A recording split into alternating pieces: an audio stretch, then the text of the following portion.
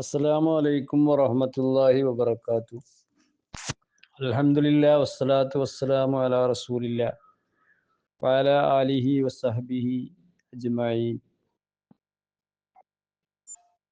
പ്രിയമുള്ളവരെ, ഇന്ന് ഞാൻ നിങ്ങളോട് സംവദിക്കാൻ പോകുന്നത് സാധാരണ നമ്മൾ കേൾക്കാറുള്ള സിഹിർ മാരണം.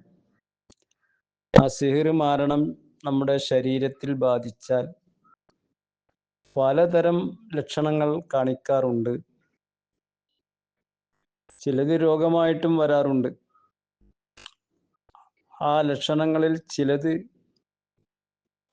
ചിലത് പറയാനാണ് ഞാൻ ഉദ്ദേശിക്കുന്നത്. ശാരീരികമായിട്ടുള്ള ലക്ഷണങ്ങളാണ് ആദ്യം പറയാൻ പോകുന്നത്. ഒന്ന്, ശരീരവേദന. ശരീരത്തിൽ പ്രത്യേകിച്ച് കാരണമൊന്നുമില്ലാതെ വേദന അനുഭവപ്പെടുക. അതേപോലെ തന്നെ ക്ഷീണം, എപ്പോഴും ക്ഷീണം അനുഭവപ്പെടുക, എത്ര വിശ്രമിച്ചാലും ക്ഷീണം മാറാതിരിക്കുക. പിന്നെ ഒന്നുള്ളത് തലവേദന, വിട്ടുമാറാത്ത തലവേദന അനുഭവപ്പെടുക. അതുപോലെ തന്നെ വയറുവേദന, വയറ്റ് അസ്വസ്ഥതയും വേദനയും അനുഭവപ്പെടുക. ചൊറിച്ചിൽ, ശരീരത്തിൽ അസാധാരണമായ ചൊറിച്ചിൽ അനുഭവപ്പെടുക. ഭക്ഷണത്തിൽ വിരക്തി, ഭക്ഷണം കഴിക്കാൻ തോന്നാതിരിക്കുക, ഉറക്കമില്ലായ്മ, ഉറക്കം വരാതിരിക്കുക, ഉറങ്ങിയാൽ തന്നെ പേടി സ്വപ്നങ്ങൾ കാണുക, ശ്വാസതടസ്സം, ശ്വാസം എടുക്കാൻ ബുദ്ധിമുട്ട് അനുഭവപ്പെടുക, ചർമ്മ പ്രശ്നങ്ങൾ, ചർമ്മത്തിൽ അസാധാരണമായ പാടുകൾ പ്രത്യക്ഷപ്പെടുക, ലൈംഗികശേഷിക്കുറവ്, ലൈംഗിക താല്പര്യം കുറയുക, പിന്നെ ഉള്ളത് മാനസിക ലക്ഷണങ്ങൾ. വിഷാദം, എപ്പോഴും ദുഃഖിതനായിരിക്കുക, സന്തോഷമില്ലായ്മ അനുഭവപ്പെടുക, ഉത്കണ്ഠ, അകാരണമായ ഭയം, ഉത്കണ്ഠ എന്നിവ അനുഭവപ്പെടുക.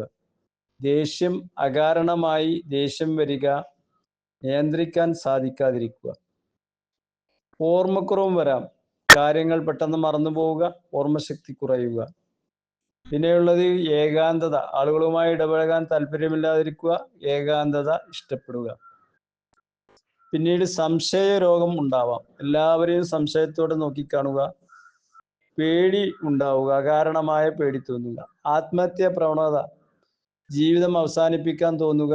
മറ്റ് ലക്ഷണങ്ങൾ, വീട്ടിൽ അസ്വസ്ഥത അനുഭവപ്പെടുക, പ്രാർത്ഥനകളിൽ ശ്രദ്ധ കേന്ദ്രീകരിക്കാൻ സാധിക്കാതിരിക്കുക, ഖുർആൻ പാരായണം ചെയ്യുമ്പോൾ അസ്വസ്ഥത അനുഭവപ്പെടുക, വീട്ടിൽ ദുർഗന്ധം അനുഭവപ്പെടുക, വീട്ടിൽ അസാധാരണമായ ശബ്ദങ്ങൾ കേൾക്കുക. ഈ ലക്ഷണങ്ങൾ കണ്ടാൽ നല്ലൊരു ആത്മീയ ചികിത്സാരിയെ സമീപിക്കുക. അസ്സലാമു അലൈക്കും വറഹ്മത്തുള്ളാഹി വബറകാതുഹു.